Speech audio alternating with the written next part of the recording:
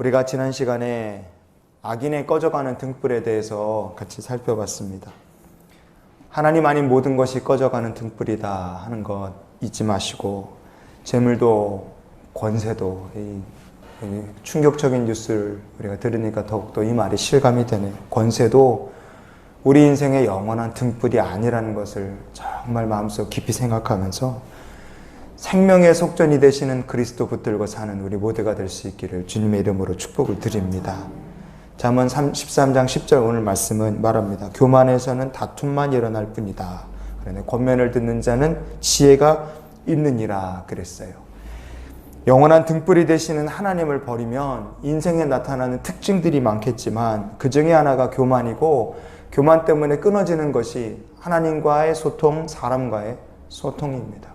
주의 말씀이 들리지 않고 사람들이 근심 걱정 기도하는 소리가 들리지 않는다 이거예요. 하나님과 다투는 인생이 되고 맙니다. 여러분, 우리가 하나님과 다투는 인생이 아니라 하나님과 동행하는 인생이 될 수 있기를 원합니다. 근데 사람이 언제 교만해지겠습니까? 망하고 안 될 때 교만해지겠습니까? 잘 되고 모든 것이 승승장구하고 형통한 것처럼 보일 때 사람이 교만해지겠어요? 교만해지는 시간은 정해 따로 있습니다. 사람이 잘 되고 뭐 하나 아쉬울 것이 없을 때 사람이 교만해지는 거죠. 상황이 너무 좋아요. 이보다 더 좋을 수 없다. 어떻게 이 사람이 망할까? 그런 생각이 들 때 교만이 쑥 들어오는 거예요. 자신감이 차 있을 때. 근데 우리가 지금까지 계속 살펴본 것처럼 재물도 생명의 속전이 되지 못하고 권세도 생명의 속전이 되지 못합니다. 영원한 등불이 되지 못하는 거예요. 성경에 보면 교만 때문에 망한 사람이 있는데 얼마나 많겠어요. 근데 그 중에 대표적인 사람이 있습니다. 너무 좋을 때 망한 사람이 있어요. 나라가 딱 갈라진 다음에 남유다 북이스라엘 이렇게 갈라졌는데, 나라가 갈라진 다음에 북이스라엘의 역사는 한 번도 좋은 적 없이 쭉 나빠지는 역사였어요. 계속 나라가 안 좋아집니다. 그런데 나라가 계속 안 좋아지다 보니까 반대급부로 뭐가 점점 나라 안에 기승을 부리느냐, 우상숭배가 나라 안에 차고흘러 넘쳤어요. 여로보암이 시작한 우상숭배가 나중에는 아방 때에 이르러서 아예 온 북이스라엘 전체에다가 우상의 산당과 성서 만들고 제단 쌓고 그 지경까지 갔습니다. 이때는 남과 북이 아예 똑같이 너나 할 것 없이 우상을 숭배하는 때였어요. 같이 나라가 이렇게 망해가는 거죠. 하나님께서 세우셔서 이 우상숭배를 이스라엘에서 싹 쓸어버리려고 택하신 주님의 일꾼이 예후라는 사람입니다. 예후를 통해서 남왕국 북왕국의 왕들을 그냥 하나님께서 다 쓸어버리시고 나라를 새롭게 하셨어요. 예후를 통해 하나님께서 북왕국의 우상숭배를 청소를 하시고 나서 하나님께서 예후에게 내가 너에게 내 자손에게 왕이 4대를 하게 해주겠다고 하나님께서 약속을 하십니다. 근데 문제는 뭐냐? 예후가 28년 동안 나라를 통치했거든요. 근데 처음에 예후가 하나님 말씀 따라서 심판의 칼을 주님께서 예후를 쓰셨고, 그냥 남왕국 북왕국의 그냥 우상들을 싹 다 치워버리는 일을 잘했는데, 처음에 마음이 28년 통치하는 동안 뒤로 가면 갈수록 예후의 마음이 변질됐습니다. 그래서 열왕기하 10장 31절에 보면, 그러나 예후가 전심으로 이스라엘 하나님 여호와의 율법을 지켜 행하지 아니하며 여로보암이 이스라엘에게 범하게 한 그 죄에서 떠나지 아니하였더라. 아멘. 뒤로 지나갈수록 예후가 자기도 우상숭배에 빠진 거예요. 이게 안타깝습니다. 예후의 변질된 마음이 자식에게 전해지고 손주에게 전해지는 거예요. 내려갈수록 예후의 왕조가 정말로 아합이랑 똑같아지는 거예요. 결국에 가서 예후의 손자인 여로보암 2세가 왕이 됐을 때, 여로보암 2세입니다. 얼마나, 여러분 같으면 이름을 김일성이라고 질 사람이 있겠어요? 자기 자식의 이름을 김일성이라고 질 사람, 김정일이라고 질 사람 우리나라에 별로 없을 거예요. 그렇죠?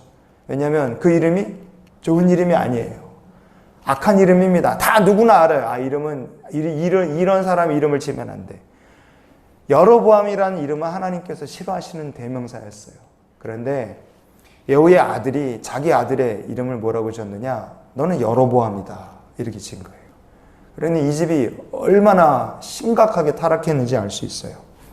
여로보암 2세가 왕 됐을 때 하나님께서 그때 선지자를 보내시는데 이사야를 보내시고 호세아를 부르시고 아모스를 부르시는 거예요. 호세아 1장 1절, 아모스 1장 1절이 다 어떤 시대에 말하느냐? 호세아 1장 1절을 보면 우시아와 요담과 아하스와 히스기야가 이어 유다 왕이 된 시대, 곧 요아스의 아들 여로보암이 이스라엘의 왕이 된 시대에, 그래요. 여로보암이 왕 됐을 때 하나님께서 호세아 선지자를 부르셨다. 아모스는요, 요아스의 아들 여로보암의 시대, 지진 전 2년 이렇게 시작해요. 호세아 부르시고 아모스 부르시고. 왜?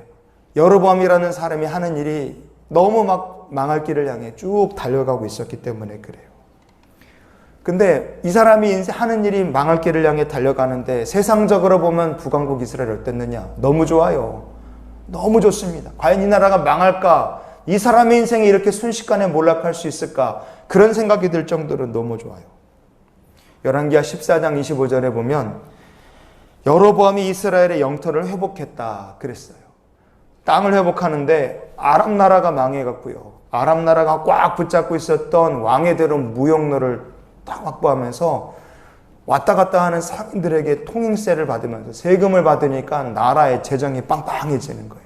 솔로몬 왕 시대만큼 땅을 회복해서 엄청나게 넓은 땅에 나라에 세금이 왕창 들어와서 부유해졌습니다. 얼마나 나라가 좋아졌는지 몰라요. 모든 게 다 잘 되고 모든 게 다 잘 돌아가고 이스라엘 나라가 망할 기미가 보이지 않아요. 그런데 그때 하나님께서 하신 말씀이 이렇게 무서운 경고의 말씀으로 하나님의 말씀 임합니다. 아모스 7장 11절을 같이 보시겠습니다. 아모스가 말하기를 여로보암은 칼에 죽겠고 이스라엘은 반드시 사로잡혀 그 땅에서 떠나가겠다 하나이다. 아멘. 나라가 이보다 더 좋을 수 없는데 하나님께서 선지자를 통해 예언하시는 거예요. 여로보암은 칼에 죽을 거다. 그리고 그 백성들은 그 땅에서 떠나가게 된다. 나라가 망해서 포로로 끌려가게 될 것이다. 그렇게 하나님께서 예언하셨어요. 여로보암의 문제가 뭐였느냐? 모든 것이 잘 될 때 교만해서 하나님의 음성을 듣지 못한 거예요. 교만해서 하나님과 다툰 겁니다. 결국 교만이 여로보암을 죽였고 하나님과 다툰 인생이 결국 망할 수밖에 없게 됐다 이거예요. 여러분, 교만하면 망하지 않을 인생이 망합니다. 하나님 앞에서 여러분 교만을 우리가 오늘 버리는 시간이 됐으면 좋겠어요. 여로보암 통치 41년이나 했어요. 오랜 세월 그가 통치했습니다. 그런데 그 긴 세월 여로보암의 인생이 쭉 승승장구 잘 나가는 것 같았지만 결국 그의 권세가 꺼져가는 등불이었어요. 하나님께서 41년을 기다려 주셨다는 건 그의 회개를 기다려 주신 거예요. 그래서 이런 기도로 하나님께 나갔으면 좋겠어요. 권면을 듣는 자가 지혜가 있는 자라 하셨으니 하나님, 힘들 때도 어려울 때도 잘 나갈 때도 평안할 때도 주의 말씀의 권면이 제 귀에 들리게 해 주시옵소서. 이런 소망을 가지고 사는 우리 모두가 될 수 있기를 주님의 이름으로 축원을 드립니다.